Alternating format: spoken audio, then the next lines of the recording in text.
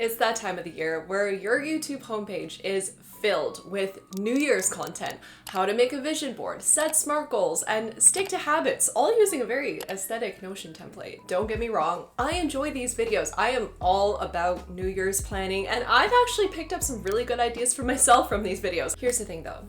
If you went through it this year and you're ending this year feeling terrible, you're gonna need a lot more than a winter arc to feel better.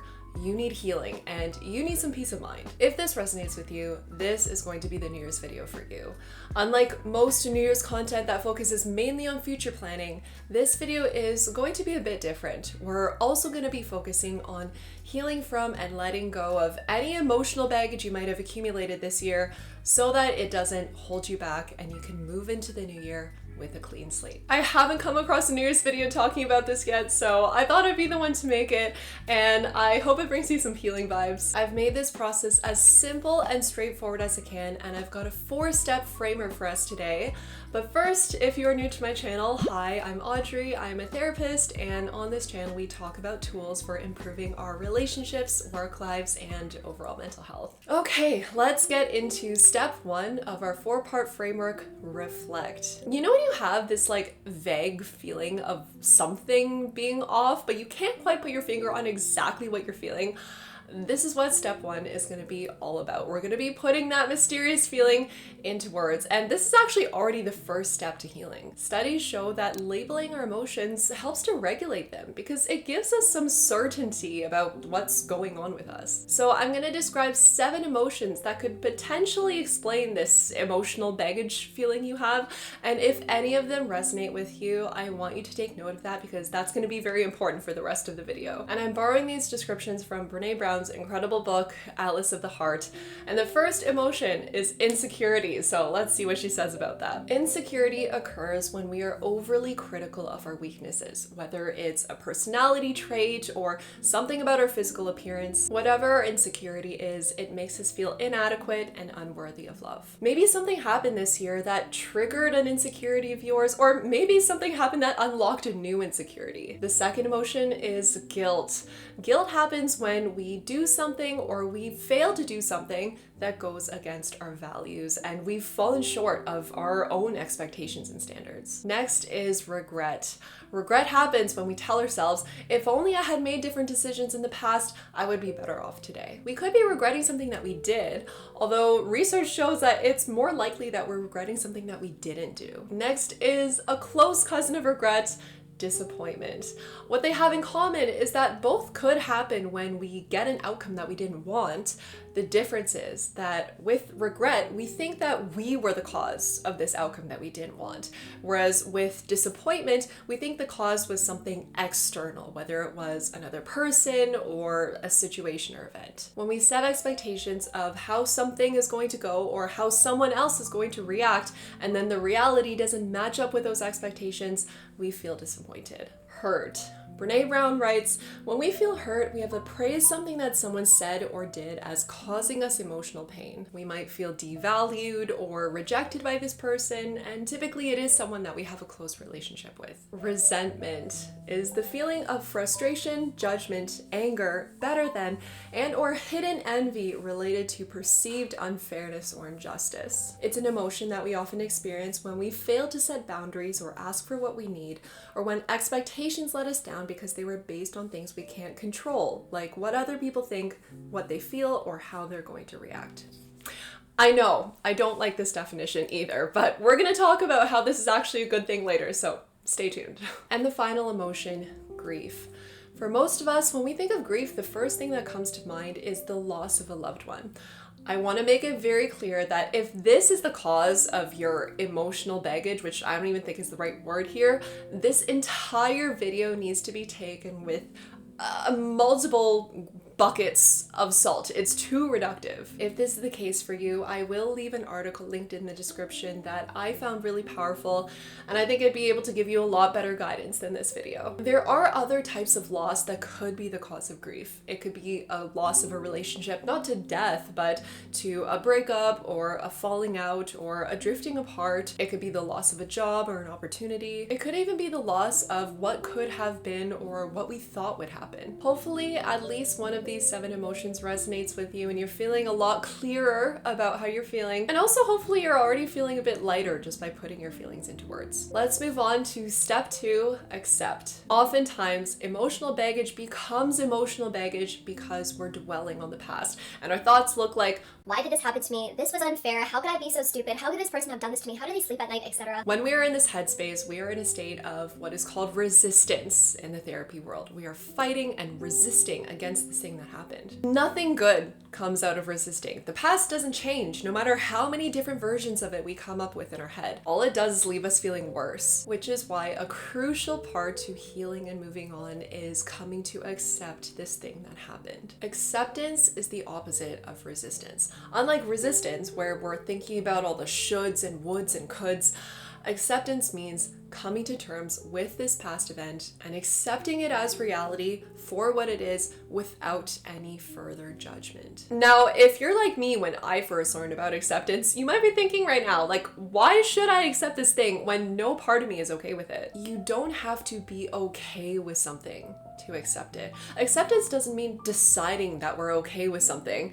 It means deciding that the past is going to remain the same no matter how hard we fight or wish things were different. So our best option at this point is to accept it. That's the only way we're gonna be able to free ourselves from this unproductive ruminating and finally move on. This isn't just some trite sounding advice. This is actually well-established science. Research shows that acceptance is linked to greater psychological well-being and overall life satisfaction. I know acceptance takes some time to sink in, so please take some time here, journal, cry, talk it out, do whatever you need to do, and when you're ready, let's move on to step 3, reframe. This is where it starts to get fun. Reframing your emotional baggage basically means that we're going to be finding a different perspective to look at it from that gives it a new meaning. Meaning making is a must for healing. This is how we feel resolved about things. Now, that being said, there is a time and a place for a reframe. If you are actively going through it right now, someone swooping in and trying to reframe things and telling you to see this as a learning experience is not helpful. That's just toxic positivity. However, if you are watching this video right now, I have a feeling that you are in a place where you're ready for a reframe. So let's do this. Let's do some healing. We're going to be going through 5 different reframes that are going to cover all 7 emotions from step 1.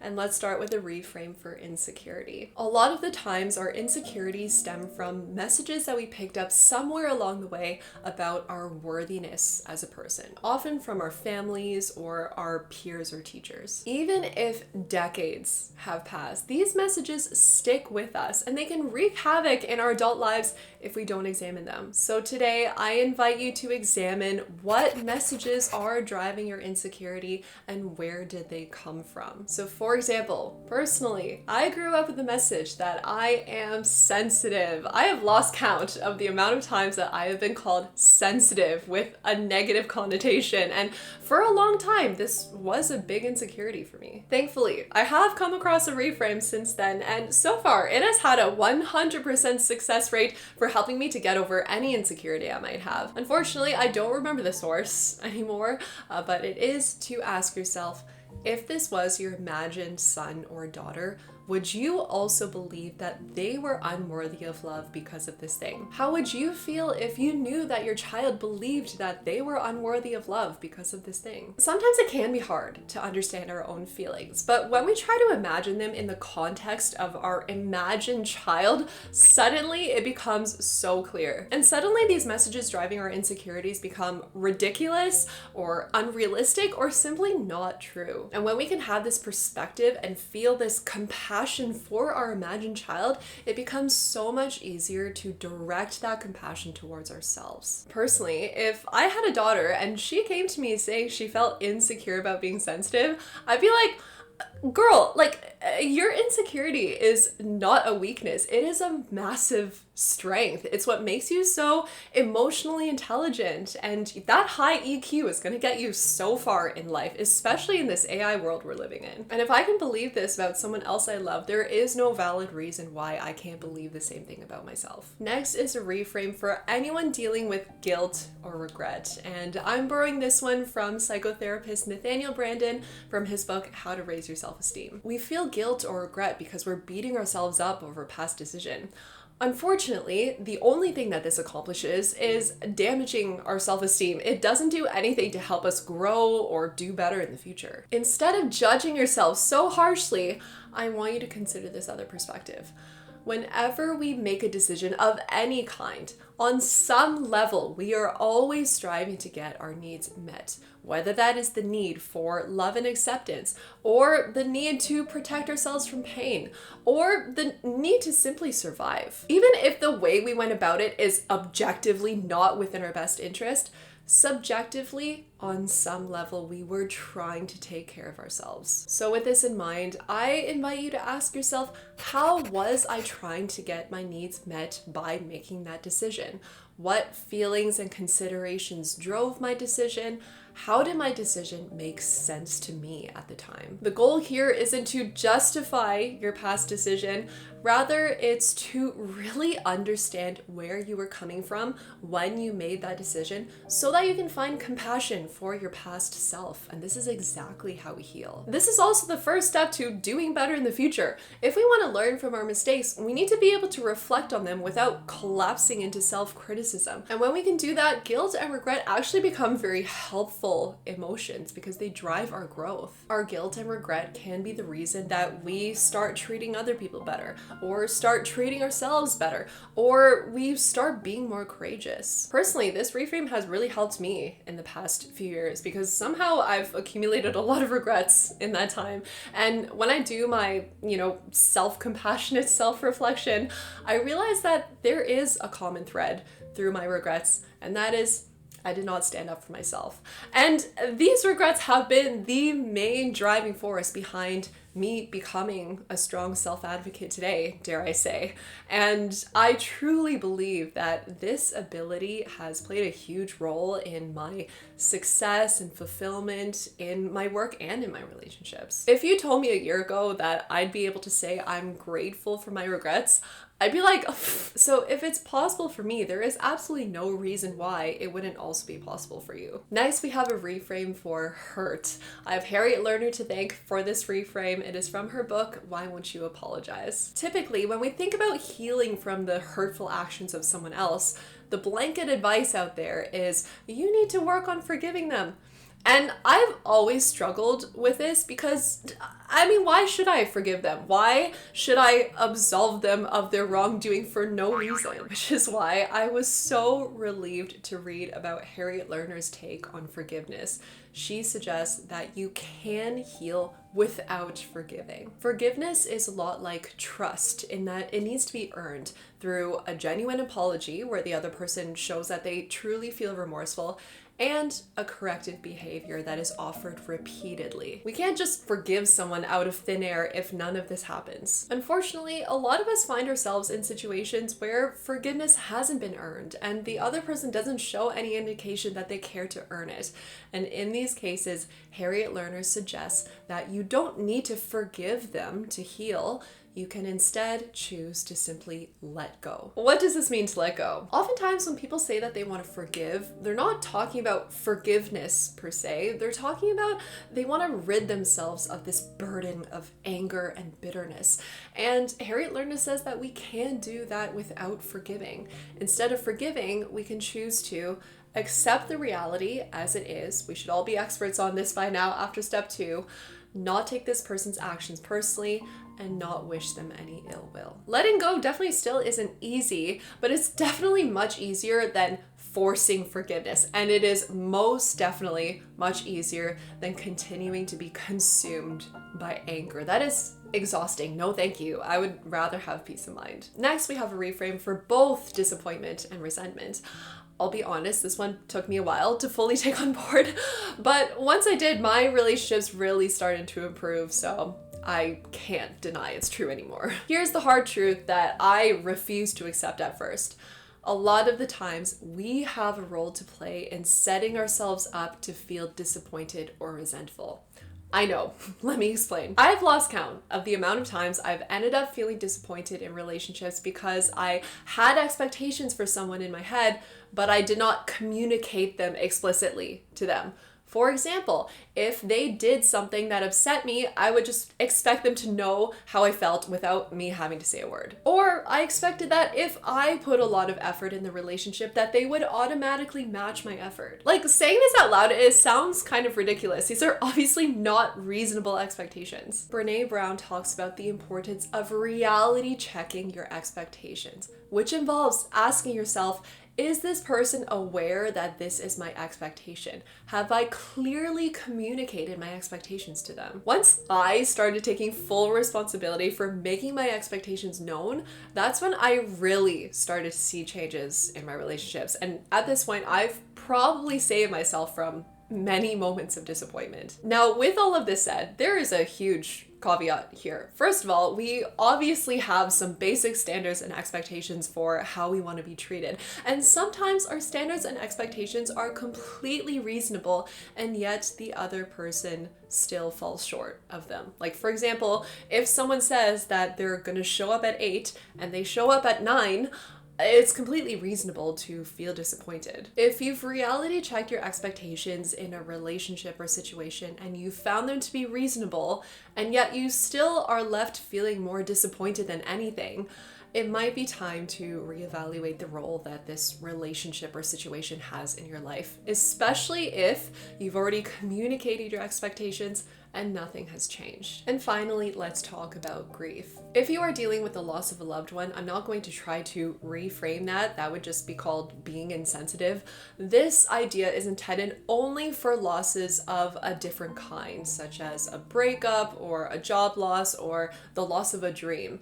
And it's a post actually that I came across a few years ago now, but I've seen it circulate a few times since then, and every time I come across it, it still hits. And the post says, "I'm so thankful I didn't end up with what I thought I wanted." Yes, it definitely has pop therapy vibes, but it has some real merit to it. In the immediate stages after a loss, it almost feels impossible to see beyond the pain. And that's because in that moment, we still haven't come across the opportunities that could have only come our way because of the space that this loss created in our lives. Now, this is not to suggest that you can bypass your grief. It's going to take however long it's going to take to process.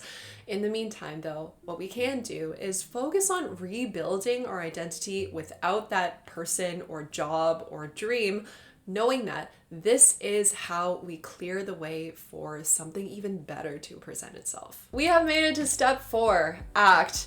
This part of the video is kind of gonna look like those 10 habits to make 2025 your best year yet videos, because a crucial part to healing is applying the lessons that we've learned and doing things differently moving forward. So I wanna give you 5 actionable steps that you can do with any insight you might have gained from this video so far to help you heal and grow in 2025. Step 1, practice self-compassion. Self-compassion is how you heal has been a common thread through this video. Now let's turn this from a nice idea into something actually actionable. And this is how we're gonna do it. Whenever you catch yourself being critical about a past mistake or an insecurity, I'd like you to ask yourself, what do I need to hear right now? What would I like for someone else to say to me right now? And guess what? You don't have to wait for someone else to say it to you. You can say it to yourself. And the thing you might need to hear could look a lot like the reframes we've talked about today. So for example, if you're dealing with guilt or regret, the thing you might choose to tell yourself is, that decision made sense to me at the time for me to get my needs met. Or if you're struggling with insecurity, you might choose to tell yourself, I wouldn't think that my child is any less deserving of love for this thing, so why should it be any different for myself? Or you might choose to simply give yourself some encouragement and tell yourself, I can do this. Everything's gonna be okay. I got this. This might feel really uncomfortable at first, especially if you're not used to talking to yourself this way, but it does get easier with practice, and it is so worth it because self-compassion is gonna get you so much farther in life than self-criticism. Step number 2, course correct. Now that we're in self-compassion mode, we can do some actually constructive self-reflection rather than just destructive ruminating. When we understand the role that we played in our disappointment or regret or whatever emotion we're dealing with, we can then use that insight to do things differently moving forward so that we can get a more favorable outcome. This is exactly how we learn and grow as humans. We make a mistake, and then we reflect on the mistake, and then we course correct to avoid making that mistake again in the future. So if the thing you're struggling with is guilt or regret and you want to make good use of this emotion, a good question to ask yourself is, what has this feeling taught me about what I should do differently to live more in line with my values? Or if you're struggling with resentment or disappointment, a good question to ask yourself is, what has this feeling taught me about how realistic my expectations are? Have I been assuming I have control over things that I actually don't? What has this feeling made me realize about how well I've been communicating my needs and expectations? And if you've identified that you do have some room for improvement, a good follow-up question would be, how could I communicate my needs and expectations more clearly? Now that we have our new insight, we implement. And this is where I want to borrow a page out of James Clear's famous book, Atomic Habits. It's his concept of identity-based habits. And personally, whenever I've set out to change a bad tendency of mine, no matter how deeply rooted it is, this concept has been super effective for me. Basically, James Clear suggests that if you want to make a new habit stick, you need to 1, create a new identity for yourself, and 2, prove to yourself that you are this person by doing things that are in line with that new identity. So for example, if you've decided that you no longer want to be a people pleaser, it's not enough to just say that you're going to start standing up for yourself more. You need to actually start believing new things about the very core of your identity. And you need to start believing that you are confident in voicing your needs and preferences. Will you feel like you're lying to yourself at first? Likely yes, but coming from someone who has gone through this exact identity shift, I can say from experience that it does start to feel more and more true the more proof that you build up that you are this person every time you're able to successfully stand up for yourself. Number 3, have the hard conversation. This one is for anyone who is carrying emotional baggage from a close relationship. Sometimes, before we can move forward in a relationship, we need to have an honest conversation with that person and get something off our chest. Maybe we've been deeply hurt by their actions and we can't see a way that this relationship can move forward unless they've acknowledged the hurt that they caused us, apologized, and change their behavior. And if we want any of this to happen, we have a responsibility to initiate a conversation and tell them how we feel. Or maybe we feel bad about hurting someone else and we need to own up and apologize because we value this relationship and also we don't want to continue to be weighed down by guilt. Now, obviously we need to consider the context. These conversations are reserved for high value relationships that we want to keep healthy. Also, very importantly, if we are considering telling someone about the hurt they caused us, we need to first ask ourselves whether this is a safe person and whether we think that they would be receptive to what we have to say. Or if we're apologizing, we need to ask ourselves whether we think this person would be receptive to our apology and would appreciate it.